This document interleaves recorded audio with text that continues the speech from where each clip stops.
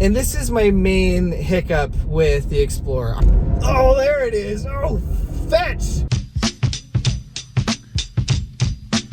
Okay, so first of all, this is the first generation of the Explorer, and one of the very few three-row SUVs that you can get as a hybrid. And personally for me, I think it's really cool when they make bigger cars into hybrids, because they're the cars that use up the most gas and produce the most carbon emissions. So it's really cool when they make them into hybrids. And I'm glad to see that there's more and more of them. Now this specific model, obviously it's a 2020. I believe the engine in this one is a 2.3 liter straight 4, which is actually the smallest engine that they offer for the Ford Explorer. But even though it has a small engine, it still puts out about 300 horsepower. And that's a lot for an engine this small and a car this big. We're just gonna check out how well these turbochargers work here at this green light. Okay, let's go. Oh, there it is. Oh, fetch. Oh my gosh. Holy crap. That was fast. That's a tiny engine too. They make this car with bigger engines.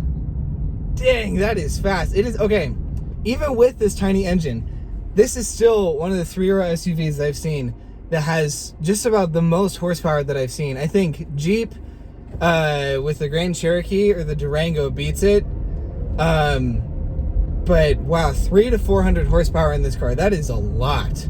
Now the other thing too is that you can get up to, I believe this model gets 27 city, 29 highway for combined 28 miles to the gallon. And that is really good. Again, for a car this big. Among other things, I mean, it's got a pretty decent amount of cargo space. I think it's got about 18 cubic feet with the seats up, 80 to 87 cubic feet with the seats down, which is still a lot. I mean, that's a lot of space. I mean, obviously not as much as you're gonna get in an Expedition, but I mean, heck, that's still a lot of space to fit whatever you might need.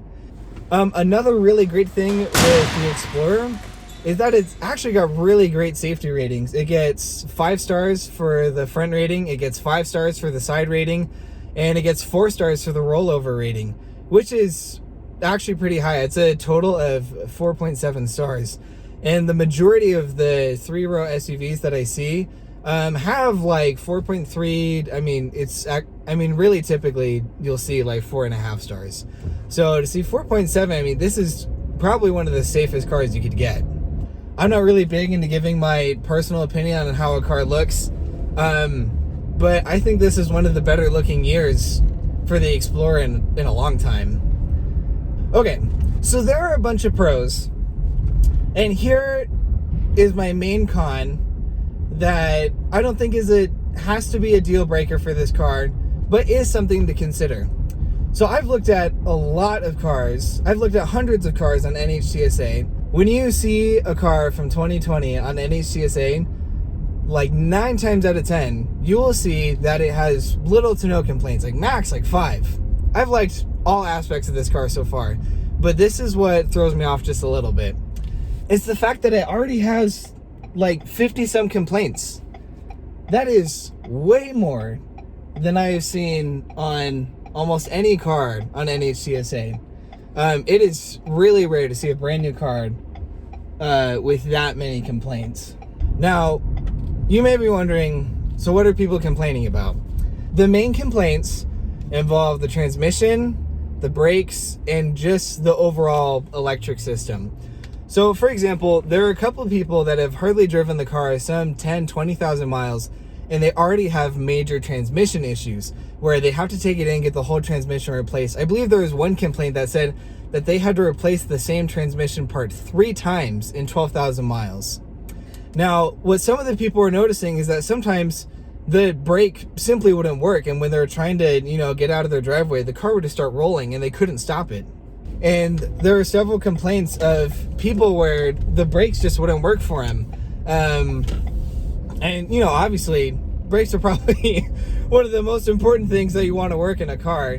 And the last thing is that a lot of people just noticed that there was like the lane assist wasn't working or the blind spot sensor wasn't working.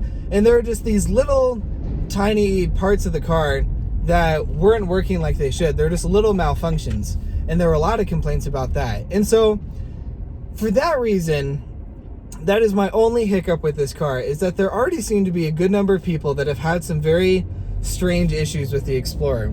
And it's not that uncommon to see a car have issues its first year or two of production, where it's usually when they're kind of working out the kinks and they're kind of figuring out how to perfect the car.